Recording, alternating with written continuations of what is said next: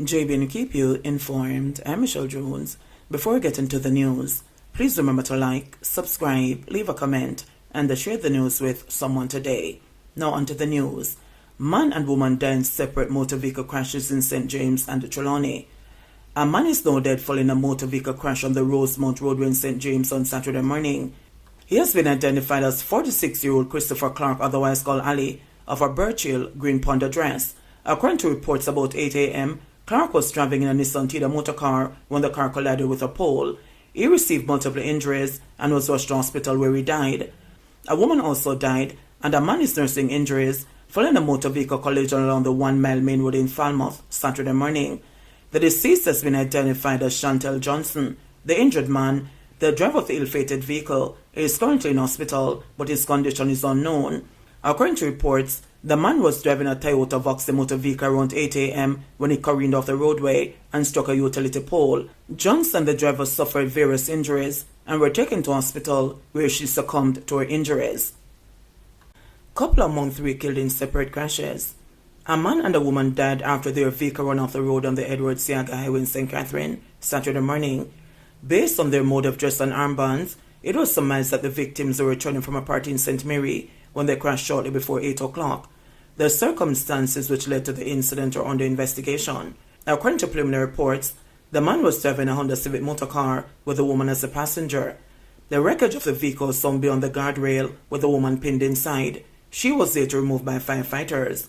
The man was found on the ground a short distance away. Both died at the scene. Meanwhile, a pedestrian died on Friday after he was hit by a motor vehicle on the Locovia Main Road in St. Elizabeth.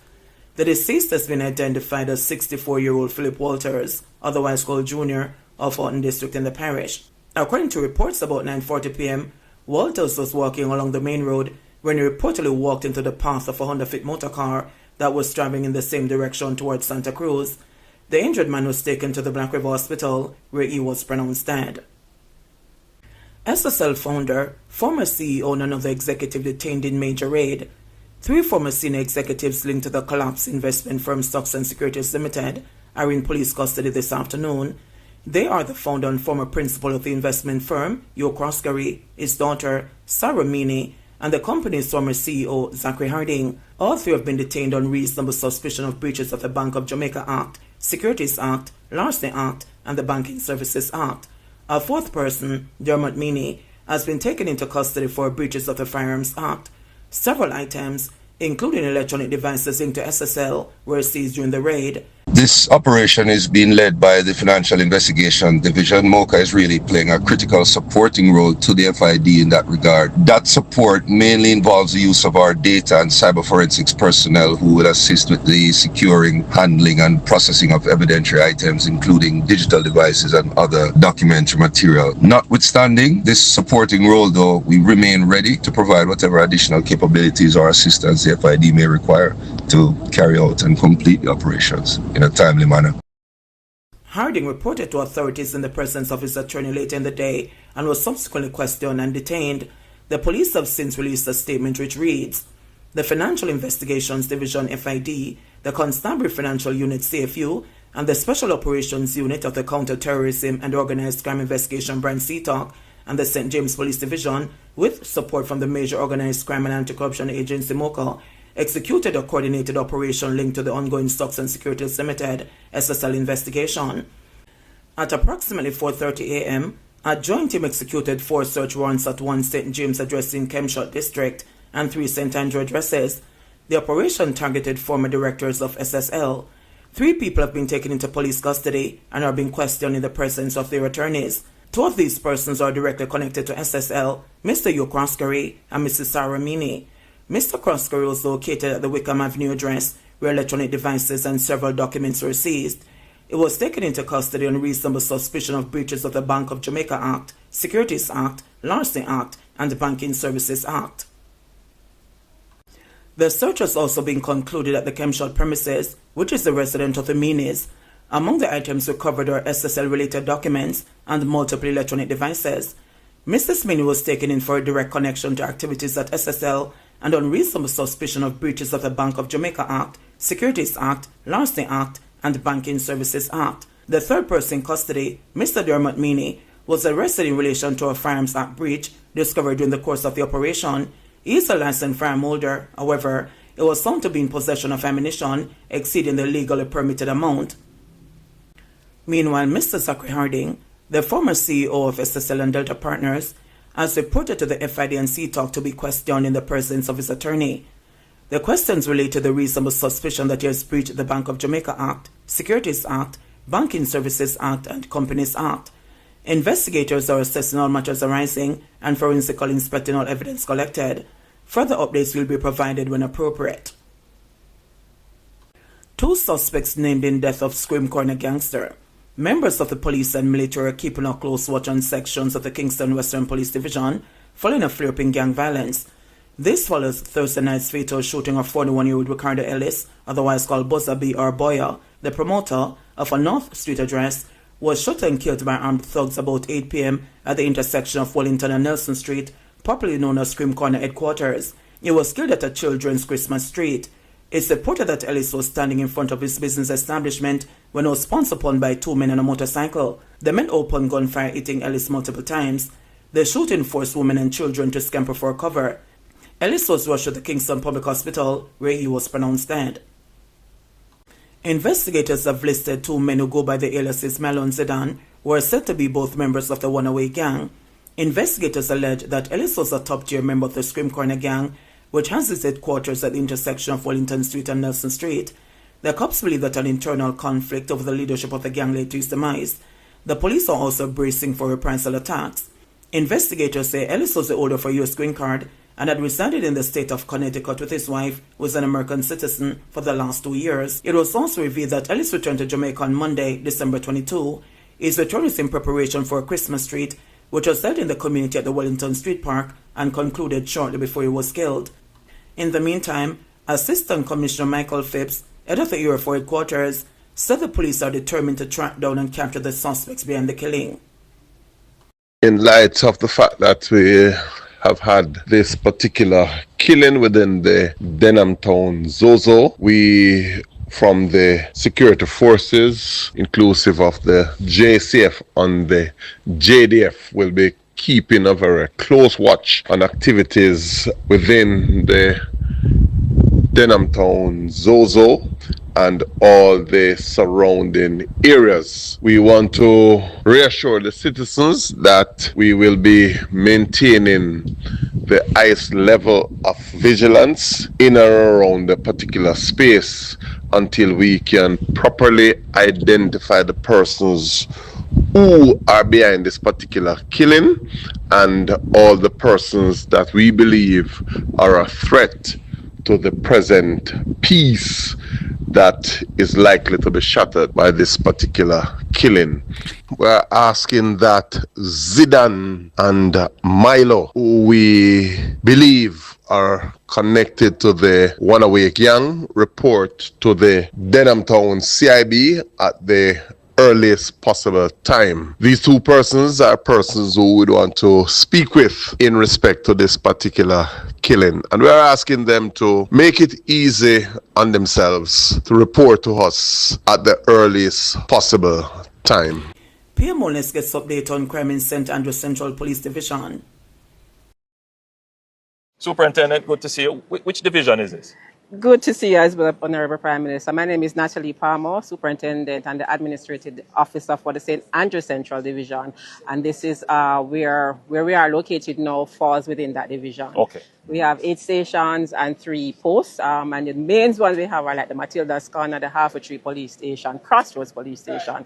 So it's wide. It's also one of your busiest hubs because this is Half-a-Tree. This is Half-a-Tree, and especially now in Christmas, yes, we know that this is one of the commercial areas where persons are coming in and going out. So we expect a lot of activities from now going back into the new year.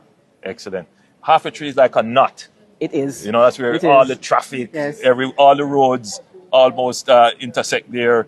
How do you police that area? I notice an increased presence of foot patrols. Is that a Yes, sir. particular strategy you It employ? is a strategy. So we're looking at the focus deterrent strategy. So what we're doing is putting people where we're expecting occurrences. So the foot patrol, you know, we have the beat officers patrol division, which is out of the P step, but we also have our own patrols, our quick responses in the division. We have focused police who are looking at the town centers itself. Then we have other police officers who are looking at the traffic congestion. That too is an issue for us. So we're looking at the market district, the town centers, the congestion, the traffic, all of that. So we have deployed persons. And what is good about this division is that when it comes down to the Christmas season, all of our, we cut down on the admin aspect of work. So all your officers all the officers are out now. So in that region, you know, where all the malls are and the shopping takes place, you usually hear about pickpocketing and robberies. I haven't seen much of that in the press recently. No. Is there a decline? Is there a decrease There is a decline, sir, and I'll start with our serious figures. It's murder. Our murder is now at 30. We're coming from 78 last year. It's 30? 30 for the year comparing to last year. So it means that we are just at about 63% reduction. Then we're talking about shootings. We're now at 36 coming from 43 last year. So we're at about 16%. All other areas are going down. So we're one of the divisions that you're seeing major decline in crime. When you talk about our shopping district, we have police officers out there. So persons can come and shop. Persons can come and feel free to do their business within this area because they know that our police officers have been deployed and we're on shifts. We interlock. We have different strategies that we use to ensure that the public safety is well in the division. Yes. You know, policing an urban area like a city center is quite different from policing a community. There are different considerations because you have to allow for traffic to move. You have to control that traffic. You have to allow for pedestrian traffic. You have to be able to control that. And then whatever you do, you can't allow your security operations to themselves become an obstacle to commerce and business. So it's quite complicated. Have you used any of the security measures like curfews in the areas, or you have not had we have used curfew. You know, we had a flare up and we are seeing some heightened tension in some of our communities. The Rome area, for example, Nannyville area. So we have had to use, I know in Rome we had to use the Waltham Park area as well, where we lost two of our officers. Yes. So we had to have a curfew in that area. So we have been using, so we're using all the operational tools that are available. But it's not affecting commerce. It is not affecting commerce, no. And we ensure that whenever we're doing our deployment, we have persons who are going into the communities. You know, you have the community-based policing officers, and then you have the police who are operational, who are out in the field. So we have a mixture of policing and a mixture of focus. But whatever we're doing, we're ensuring that we're not affecting commerce any at all. In fact, I can safely say that persons should feel free walking within this space in the St. Andrew Central Division. So finally, we're at the offices of the NSWMA, the head offices. We have just cut the ribbon, which we have to do to show the public everything that is happening, because a lot is happening, a lot goes unreported. But we have just augmented the fleet of the NSWMA with 10 new trucks.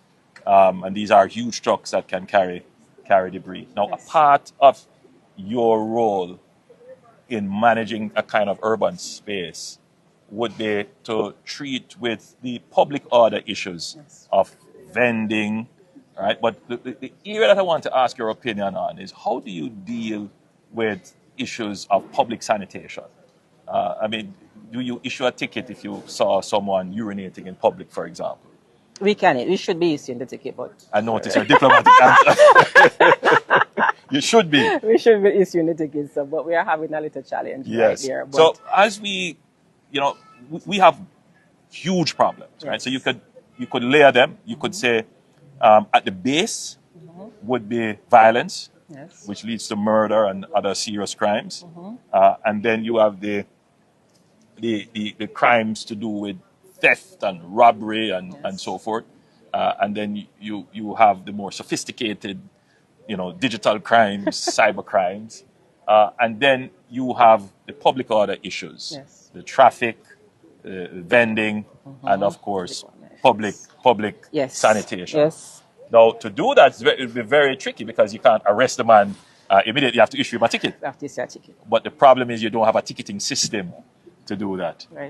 But as we solve these layers of problems, so as we solve the violence problem, And then as we solve the acquisitory problem of those kinds of crimes, and then we are making great inroads into the more sophisticated crime, then we can now direct resources to deal with these citizen safety and public order issues, to make our urban spaces more friendly and welcoming and accessible. So yes, in the coming year, you're going to see the police be doing more of enforcement in terms of these public order issues. But it will be done in a way that doesn't create the social tensions that are normally the case. It will be done in a sensitive way, with a program of public education, so that people understand that what is required in modern living is that, you can't just... Anyway, Merry Christmas, and give my compliments to your staff. I will, and same to you, sir. Merry Christmas. Same All to the you. best for the Blessings. new year. JBN will keep you informed. Please remember to subscribe, like, share, leave us a comment, and click the notification bell to receive our daily news items.